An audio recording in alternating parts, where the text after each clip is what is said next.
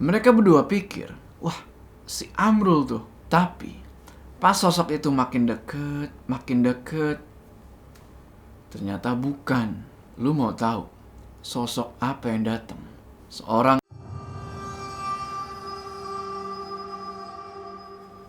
Kenalin, ini namanya tabuk gua. Woi, assalamualaikum teman-teman, balik lagi sama gua. Apa kabar kalian semua? Semoga kalian semua yang menonton video ini diberikan kesehatan, dilancarkan rezekinya, dan selalu dimudahkan urusan-urusannya, dan selalu diberikan perlindungan dari wabah yang lagi melanda dunia saat ini.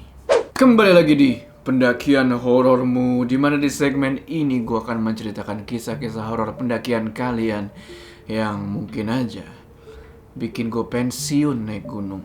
Cerita kali ini menurut gue cerita yang lumayan sedih lah dan agak serem, sempat bikin gue merinding. Jadi ini adalah pendakian Radit sama dua orang temannya ke Gunung Merbabu via Tekelan.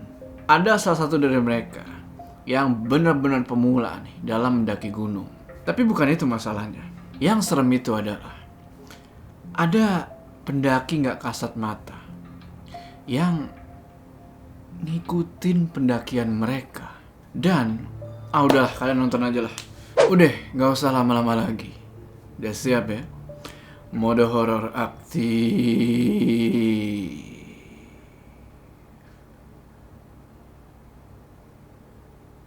Radit sama dua orang temannya, Amrul, ini nama samaran, dan Irfan. Nah, mereka ini adalah pendaki asal Jakarta. Sekitar tanggal 8 Mei 2017, mereka kumpul-kumpul nih di rumahnya Irfan. Setelah ngobrol-ngobrol dan segala macam, akhirnya mereka mutusin buat naik ke Gunung Merbabu besoknya di tanggal 9 Mei. Sekalian mereka mau ngerayain ulang tahunnya Radit di tanggal 14. Jadi kurang lebih ya 5 harian lah tuh ya. Mereka packing tuh semua perlengkapan, mulai dari tenda, kompor, semuanya tuh mereka masukin ke dalam tas. Besok paginya mereka berangkat nih dari Jakarta ke Salatiga. Singkat cerita, mereka sampai di Salatiga itu sekitar jam 6 sore. Di situ mereka langsung ke pasar, nyari-nyari logistik buat sampai tanggal 15. Yang artinya banyak banget tuh yang mereka beli. Setelah semua logistik udah dibeli, mereka langsung nyari transportasi buat menuju ke base camp Tekelan. Sampai sini belum ada kendala apa-apa tuh. Masih aman-aman aja. Mereka sampai di base camp Tekelan itu sekitar jam 8 malam. Mereka langsung urus si Maksi tuh karena mereka mau berangkat malam itu juga. Nah, sebelum naik, si bapak-bapak petugas base camp sempet nanya ke Irfan, kurang lebih kayak gini. Mau naik sekarang, Mas? Iya, Pak, mau naik sekarang. Besok pagi aja, Mas. Bahaya kalau sekarang. Gak apa-apa, Pak. Sekarang aja. Ya udah, Mas. Yang penting hati-hati. Pokoknya kalau ada suara-suara, jangan ditengok atau disamperin, cuekin aja. Oke, setelah dapat wejangan dari bapak-bapak itu, mereka bertiga pun mulai pendakian. Jalan mereka bertiga tuh menuju ke pos 1. Formasi waktu itu, Irfan di depan jadi leader, Amrul di tengah-tengah, dan Radit di belakang. Karena berangkat malam, headlamp udah siap semua tuh di kepala. Mereka susurin trek itu dan mereka baru tiba di pos 1 jam 11 malam. Di situ mereka mutusin buat istirahat sebentar sambil ngerokok-ngerokok santai. Kelar istirahat, lanjut lagi jalan ke pos 2 Pereng Putih. Masih asik tuh. Mereka bertiga masih bercanda-bercanda, masih ngobrol-ngobrol, ketawa-ketawa. Ya buat nyairin suasana malam itulah. Secara kan yang naik malam itu cuman mereka bertiga doang. Nah, pas lagi jalan gitu, Radit yang tadi lagi bercanda-bercanda tiba-tiba kaget dan diem. Lu mau tahu kenapa? Karena dia ngedenger di belakang dia ada suara.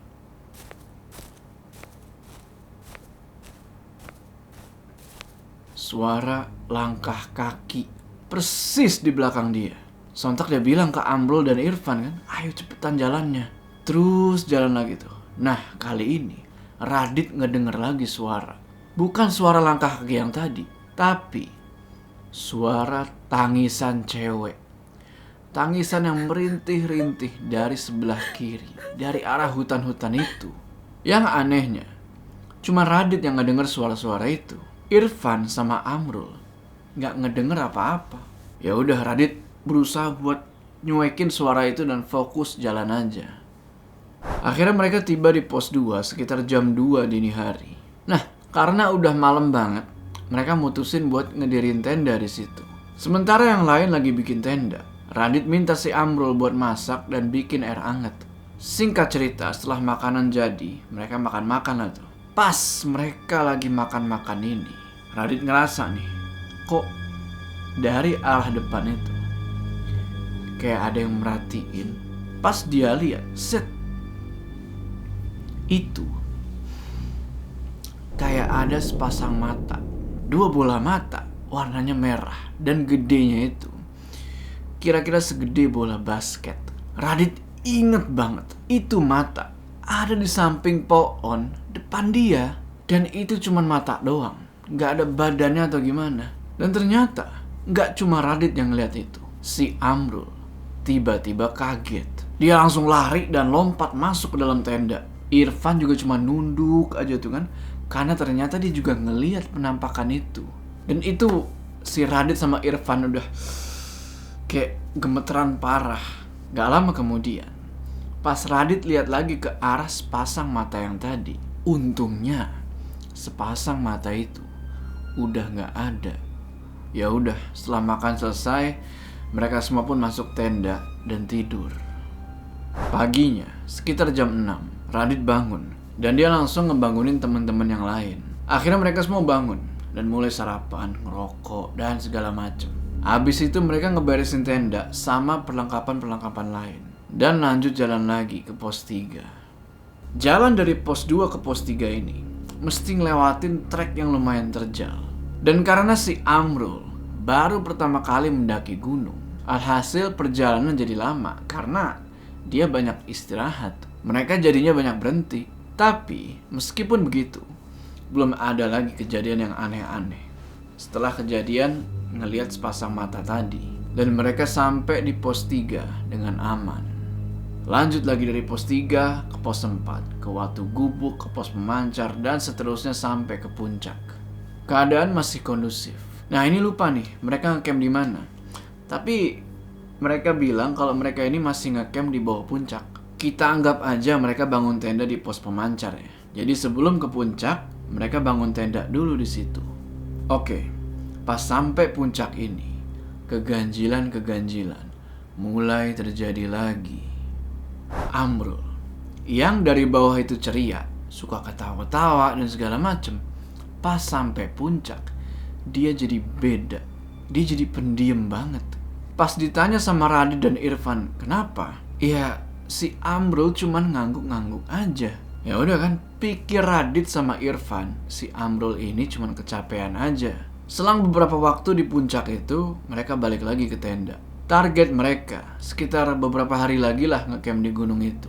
Nah, di malam pertama ngecamp ini, mereka bener-bener mulai diganggu. Waktu itu jam 9 malam. Di tempat camp itu cuman ada 3 tenda.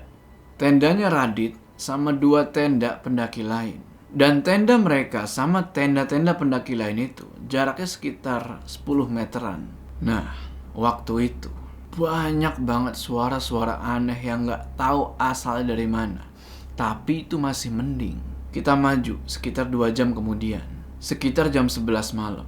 Nah, di sini nih yang bikin bulu ini agak berdiri. Setelah puas nih ngobrol-ngobrol di depan api unggun yang udah mereka bikin, mereka pun masuk ke dalam tenda buat istirahat secara besok mau naik lagi ke puncak. Radit sama Irfan masuk tuh ke dalam tenda, kecuali Amrul. Dia masih duduk di depan api unggun. Radit sama Irfan belum mikir yang macem-macem. Pikir mereka mungkin ya Amrul masih pengen stay di situ sebentar. Ya udah, biarin aja. Di dalam tenda, ketika Radit mau merem, dia ngedenger suara dari luar. Suara si Amrul lagi ngobrol sama seseorang. Karena penasaran, Radit intip dong dari resleting tenda kayak gini nih. Set. Dan bener aja, si Amrul ini lagi ngobrol-ngobrol, lagi kayak bercanda-bercanda gitu. Tapi sendirian, gak ada lawan bicaranya. Di situ Radit masih perhatiin tuh. Dan gak berapa lama, si Amrul ini bangun dari tempat duduknya dan pergi. Kayak yang pergi diajak sama temen ngobrolnya tadi. Sontak Radit langsung keluar tenda. Dia tarik itu si Amrul dan langsung Radit plak, gampar pipinya. Radit nanya, lu mau kemana? Nah, si Amrul ini bilang kalau dia mau diajak sama seorang pendaki ke tendanya. Bingung setengah mati Radit. Masalahnya, gak ada siapa-siapa lagi di luar tenda selain Radit sama Amrul doang. Dan gak ada tenda lagi selain tenda mereka sama 2 tenda pendaki itu. Dan bukan tenda mereka yang Amrul maksud. Akhirnya Radit tarik paksa tuh Amrul buat masuk ke dalam tenda. Terus nyuruh dia buat istirahat. Untungnya Amrul nurut dan mereka tidur sampai pagi. Paginya, atau bisa gue bilang subuh ya, soalnya kan jam 4, mereka bangun dan muncak lagi. Karena si Irfan katanya dia mau ngelihat sunrise atau matahari terbit. Singkat cerita, jalanlah tuh mereka ke puncak. Di perjalanan menuju ke puncak ini, mereka ketemu sama seorang pendaki. Gak tahu itu pendaki dari mana keluarnya atau dari mana munculnya. Tahu-tahu udah ada aja di belakang mereka. Penampilannya sih, dia pakai jaket warna hitam dan pakai tas lempang kecil. Pendaki itu cuma nunduk aja sambil jalan tuh ke arah puncak. Mereka kira nih, pendaki itu adalah pendaki rombongan lain yang ngecamp bareng sama mereka di tempat camp itu. Makanya waktu itu ya mereka biarin aja di jalan. Sempet mereka tanya, sendirian mas ke puncaknya? Gak sama rombongan? Dan pendaki itu gak ngomong apa-apa. Dia cuma ngangguk aja sambil jalan ngelewatin mereka bertiga. Ya udahlah, belum mikir yang aneh-aneh, mereka bertiga lanjut jalan ke puncak. Setibanya mereka di puncak, ada lagi keganjilan. Radit baru ngeh tuh, pendaki yang tadi kok gak ada di puncak. Dia tanyalah ke Irfan, orang yang tadi duluin kita kemana ya? Si Irfan juga langsung bingung di situ. Tapi ya udahlah, positive thinking. Mungkin pendaki itu lagi di puncak sisi bagian mana lah entah. Cuman belum selesai keanehan itu. Si Amrul berulah lagi. Amrul tiba-tiba duduk. Terus dia kayak yang nawarin rokok gitu ke orang. Padahal gak ada siapa-siapa di situ, asli. Di situ Radit sama Irfan langsung narik Amrul buat turun. Radit mikir, ini udah gak beres nih kalau kayak gini nih. Mereka turun tuh, balik lagi ke tenda. Setibanya di tenda lagi, Radit nanya ke Amrul, Rul, semalam lu ngobrol sama siapa? Ada, sama pendaki asal Semarang. Cowok apa cewek? Cowok. Lu di atas tadi ngapain? Tadi gue ketemu lagi sama pendaki yang semalam ngobrol sama gue. Terus gue tawarin rokok ke dia. Dia pakai jaket apa? Atau kemeja apa? Ya, dia pakai jaket warna hitam dan tas lempang kecil. Langsung kaget Radit ngedenger jawaban itu. Kalian inget kan? Siapa yang pakai jaket hitam sama tas lempang kecil? Berarti itu pendaki yang sama. Yang pas mereka bertiga ini mau ke puncak, terus tiba-tiba nongol nih pendaki pakai jaket hitam dan tas lempang kecil. Akhirnya Radit putusin kalau mereka mesti turun saat itu juga. Karena ini udah bener-bener aneh banget. Mereka sarapan, beresin perlengkapan, dan nanti sore mereka turun. Singkat cerita, sorenya, sewaktu perjalanan menuju ke pos 4, tiba-tiba si Amrul bilang kalau dia pengen buang air kecil. Mana hari udah mulai gelap lagi. Ya mau gak mau mereka mesti berhenti sebentar buat nungguin dia. Pergi tuh Amrul, masuk ke dalam hutan buat kencing kan. Ditungguin tuh si Amrul. Kok gak selesai-selesai kencingnya? Lama amat. Karena ada yang gak beres. Radit sama Irfan pun inisiatif buat nyari si Amrul. Udah dicari-cari, dipanggil-panggilin, nggak ada sautan, dan Amrul nggak ketemu. Akhirnya mereka mikir nih, mungkin si Amrul ini udah duluan jalan ke pos 3 dan nunggu di sana. Ya udah, mereka pun turun tuh ke pos 3. Dan setibanya di sana, si Amrul nggak ada.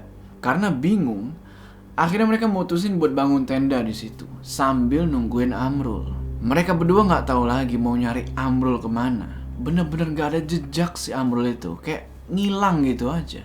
Sampai jam 12 malam mereka tungguin di situ. Tapi Amrul nggak datang-datang juga. Mereka udah, ya gimana ya, kayak nggak tahu lagi mesti ngapain, mau nyari kemana. Mereka cuma bisa nangis. Nggak lama kemudian, dari kejauhan mereka ngeliat ada seseorang yang jalan ke arah tenda. Mereka berdua pikir, wah, si Amrul tuh. Tapi pas sosok itu makin deket, ternyata bukan. Lu mau tahu sosok apa yang datang? Seorang kakek-kakek, umur sekitar 70-an, pakai baju serba hitam. Kakek itu nyamperin mereka dan bilang sesuatu yang bener-bener bikin ngeri kalau lu ada di posisi itu. Kakek itu bilang, "Udah, turun sana, Dek. Waktu kamu gak banyak lagi." Habis ngomong gitu, si kakek lanjut jalan lagi. Sempet diem dan shock mereka berdua ngedenger itu. Setelah udah sadar lagi, mereka coba kejar kakek-kakek itu. Tapi kakek itu udah hilang, gak tahu kemana. Makin gemeteran dong mereka, karena udah gak tahu lagi mesti ngapain dan kemana nyari Amrul. Mereka mutusin buat istirahat malam itu dan lanjut nyari Amrul lagi besok pagi. Pagi harinya, Radit bilang ke Irfan buat turun aja ke base camp nyari bantuan buat nyari si Amrul. Irfan pun setuju dan turunlah dia. Beberapa waktu kemudian, Irfan naik lagi sama 5 orang tuh dari base camp. Mereka semua naik lagi ke pos 4 buat nyari Amrul. Mereka cari terus, mereka panggilin namanya. Tapi bener-bener gak ada sautan dan gak ada jejaknya. Akhirnya Irfan sama 5 orang itu naik ke pos selanjutnya buat nyari Amrul di sana. Sedangkan Radit stay di pos 4 dan bangun tenda. Dia coba cari lagi Amrul di pos 4 itu. Nah, pas lagi nyari itu, yang gak disangka-sangka, Radit ketemu lagi sama seseorang. Ya, kalian bener, pendaki itu yang pakai jaket hitam sama tas lempang kecil. Pendaki itu bilang ke Radit, "Mas, temannya nunggu itu di arah pos 3.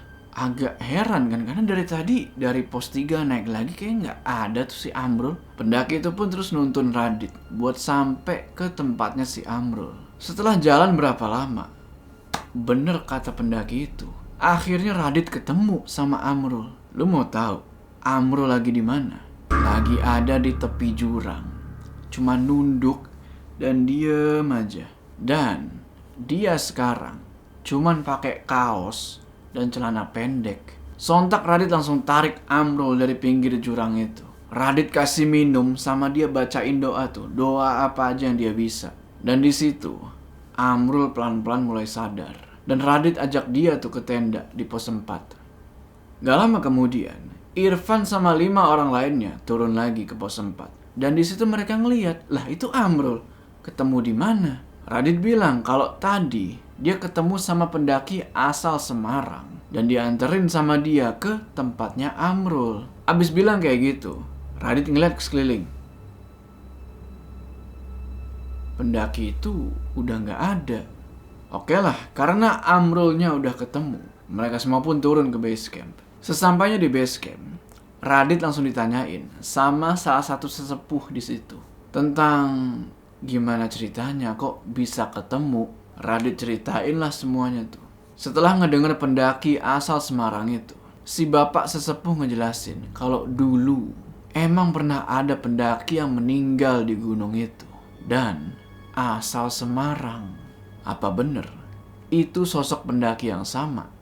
Wallahu a'lam. Di situ Radit langsung kaget dan merinding.